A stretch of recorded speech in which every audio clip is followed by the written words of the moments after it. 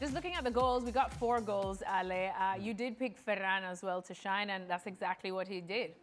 Yeah, and Ferran Torres, people may overlook him when you think of the great players that are currently with Barcelona, but he has been a really important piece for Hansi Flick, because when Lewandowski was injured, Ferran Torres was scoring goals. Now Marcus Rashford had fever and Ferran Torres is playing on the left-hand side and he's scoring goals. And the moment that Lamine Yamal gets injured or he may not be able to play, then you throw Ferran Torres over on the right and he'll score a goal. Now you have Barcelona thinking like they can all score. They're the front 5, 6 players.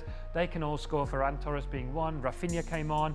Of course, we know he can score goals. So that's really exciting knowing that you have so many players who are calm in front of goal. And it also helps that you have Lamine Yamal. Yes.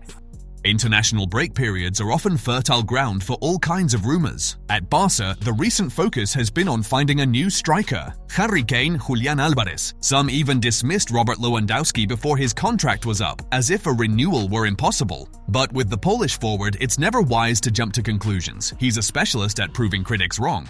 It already seemed strange that they would be looking for a replacement right after his hat-trick at Balaidos, but in Barcelona, these things happen. Faced with this, Lewandowski had no choice but to demonstrate his value once again. And he did. It didn't take long. Just 4 minutes in, he scored the team's first goal and, in the process, became the first player to find the net at the new Spotify Camp Nou. And it wasn't just any goal. Before finishing, he executed a dazzling dribble past Garcia. Despite his age, Lewandowski continues to be a safe bet. Just look at his impressive average of 1 goal every 65 minutes. Given the Polish star's exceptional form, it's worth seriously reconsidering keeping him for another season. Those thinking about retiring him, better wait. ESPN also reacted to Barcelona's impressive return at the Spotify Camp Nou, particularly highlighting Lamine Yamal, Ferran Torres, and Lewandowski. Let me just say, that adds value. The assist to Ferran Torres with the outside of the left foot, he has done it so many times, and usually it's Rafinha on the other side of that. To perfection. Honestly, I love watching this kid play. Yeah. This is just unbelievable. And I don't know if you noticed this, but Thomas is a very calm guy. He's very calm, Yeah. but I'm getting he threw up the Messi comparison. Very calm. Very put together. Yes, very elegant, very calm about him. When he saw Lamine Yamal do that, there was a smile. Yep. There was excitement. Oh, He made a little. come on. Yeah. It was a little slight voice, like a little. Yeah. See, and if we can get Thomas excited, then you know we have something special. I would do the shoe polish celebration. right. No, listen, Polish with this setting? team, I would. Oh. You know, if you have such a teammate, he deserves it all day long. I mean, if he's scoring for you and then he's serving up passes like that to you, you'll take it all day long. But look, I know that Lamine Yamal, we want to call him the future because he still is so young, but he really is the right now, and we know that he has a long career ahead of him. But with the Lamine Yamal hype, we almost forgot that there is still such a stalwart at Barcelona, and that is Robert Lewandowski. I mean, I keep saying it, death taxes, Robert Lewandowski goals, all guarantees in life, Thomas, but he did have a little moment where he dropped off. Everyone was wondering if maybe his time at Barcelona and his career is going to come to an end sooner than later, but he's proving us all wrong. He is. I'm a big fan of his. You know, obviously I've watched him for so long in the Bundesliga, knowing how good he is. Again, it helps Robert Lewandowski that he has the group of players that he has around him, because it allows him to focus on the thing that he still does really, really well and at a very high level, which is finishing chances. He doesn't have to get out of the width of the 18-yard box. In fact, I would argue that he doesn't even have to get out of the width of the 6-yard box. That's where he'll operate, and when he finds himself in those positions, and you have the service coming from Lamine Yamal, you have the service coming from Ferran Torres, when Pedri's on the field, when Rafinha's on the field, you start thinking about all the options that are available to Robert Lewandowski and what he needs to do to what he has done over the course of his whole life, not just his career, his whole life. Naturally find spaces inside the 18-yard box and provide that final touch. He's still capable of doing that, again, at a very high level. And I have no doubt that matches like the 4-1 against PSG with Araujo's red card or the draw with Inter could have turned out differently had they been played at Camp Nou. At Montjuic, a temporary stadium packed with tourists, Barca never truly felt at home. At Camp Nou, on the other hand, the club rekindles a strength that simply doesn't show up on neutral ground. Of course, there will still be an adjustment period. Many players had never played in the renovated stadium. That's normal. But the feeling of home returned immediately, something that never would have happened at Montjuic. Fermín López, 22, secured Barcelona's victory at Spotify Camp Nou by scoring the third goal early in the second half in his debut at the new stadium. The play was orchestrated by Eric Garcia, who played as a defensive midfielder and stood out by winning the ball that led to the first goal and participating in the build-up for the third. Eric passed to Ferran Torres at the edge of the box, got the ball back, and the makeshift centre-back crossed to Vivian, who laid it off for Fermín. He took advantage and finished with precision, placing the ball in the corner, out of Unai Simon's reach. Shortly after, Fermín made headlines again, but involuntarily. In the 52nd minute, Sanset struck his knee with a dangerous challenge. Initially given a yellow card, the play was reviewed by VAR and resulted in a red card due to the severity of the tackle. With so many injuries already, Hansi Flick had a scare.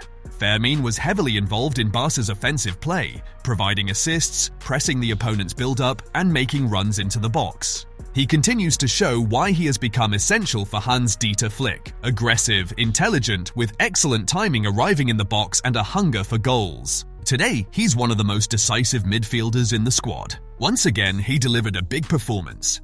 Lamine Yamal absolutely dominated Nico Williams at Spotify Camp Nou.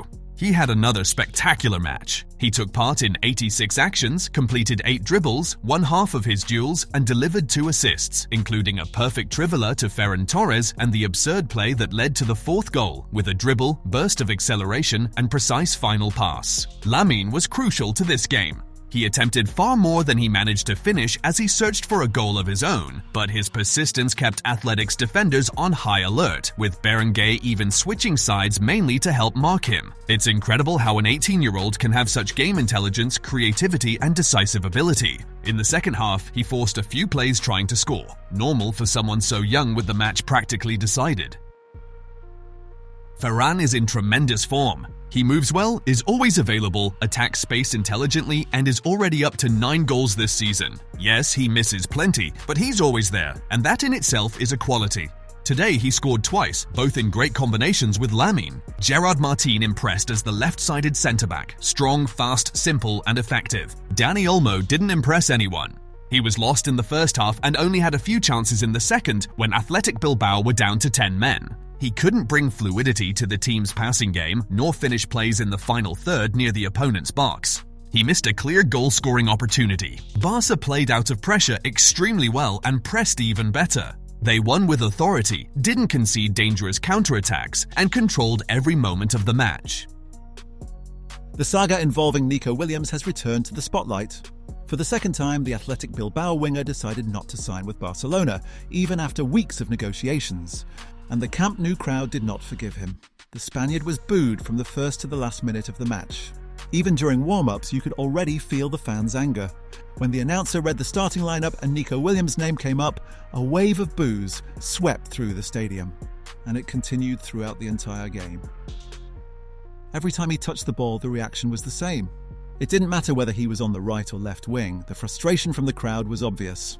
There were even mocking chants, "Nico, stay! Nico, stay!" Sarcastic shouts whenever he messed up a play. In the 55th minute, Williams left the field under a storm of boos. It's worth remembering that it seemed certain Nico would join Barca this summer, just as he had flirted with the club in 2024. But the Catalan team couldn't finalise the deal, and he ended up staying at San Mamés, renewing his contract with Athletic. A tough blow to Barcelona's plans, and to the fans who were already dreaming of the international star. And at Camp Nou, no one has forgotten that. Now, the La Liga president is being investigated over the leak of Barcelona's finances, including the Nico Williams and Dani Olmo cases. See the video in the description. Eric Garcia received the first standing ovation when he was subbed off in the team's return to the new Camp Nou. Eric Garcia deserves that recognition because whenever the team needs him in any position, he's there to help. Against Athletic, he played as a defensive midfielder due to the absences of Pedri and De Jong. He put in a very complete performance. It's true he misplaced a few passes, but defensively he was perfect, intercepting plays. And above all, he was key in the goals, winning possession and providing assists for Lewandowski and Fermín. The big highlight of the final minutes was Rafinha's return after 2 months out. For Hansi Flick, he's an important reinforcement as the team prepares for Tuesday's Champions League clash against Chelsea.